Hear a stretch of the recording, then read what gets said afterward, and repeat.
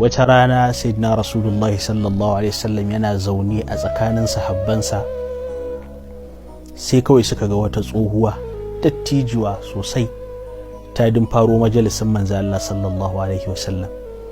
Da ta zo majalisin manzo Allah sai tana ta kiran sunan manzon Allah sallallahu alaihi wasallam bi sautin hanun latuf, da sauti wanda yake mai taushi, sauti wanda yake abin tausayi, tana cewa Muhammad Muhammad Muhammad. Manzo Allah ya ji dattijuwa tana ta kiransa, sahabbai suka buɗa mata ta shigo wajen manzo Allah, tana kallon manzo Allah sallallahu alaihi wasallam, tana hawaye, tana ambatan sunan annabi Muhammad sallallahu alaihi wasallam, Muhammad Muhammad.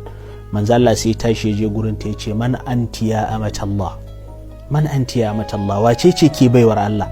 Annabi yana tambayan ta wace ce ita kuma ta kurawa annabi ido irin kallon ban mamaki, tana hawaye. Manzo Allah yana ta tambayan ta man anti ya amatallah, wace ce ke baiwar Allah, wace ce ke baiwar Allah? Can sai ta ce masa ana halimatu sa'diyya, sai ta gaya wa sayyidina rasulullah, ta ce ni ne halimatu sa'diyya. Manzo Allah ya ce anti ke ce halimatu sa'diyya? Manzo Allah sai kawai sahabbai suka ga annabi na kuka. Annabi sallallahu alaihi wasallam qabbala yadaha wa ra'saha wa rijlaiha, annabi kawai ya kama sumbantan hannunta, ya kama sumbantan kafanta, yana sumbantan goshinta. Sahabbai abin ya ba su mamaki, wace ce wannan manzo Allah sallallahu alaihi wasallam zai mata haka? Sun kewaye annabi shi da dattijuwan suna kallon su. Manzo Allah sai yana kallon su yana cewa ma bikum, me ya same ku? Innaha ummi ummi ummi, har so uku. Manzo Allah yana me ya same ku? Ummi ummi na ne, mahaifiyata ce, mahaifiyata ce sallallahu alaihi wa alihi wasallam. Yana faɗan haka, sahabbai sai suka gane girman wannan dattijuwa a gurin manzo Allah. Manzo Allah sallallahu alaihi wasallam akwai mayafi da yake kafadansa, ya cire wannan mayafin ya shimfiɗa mata a ƙasa sallallahu alaihi wa alihi wasallam, ya ce ta zauna.